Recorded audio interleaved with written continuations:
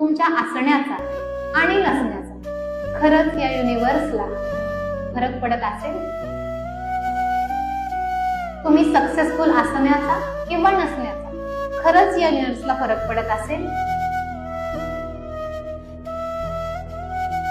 So you are not the centre of this world.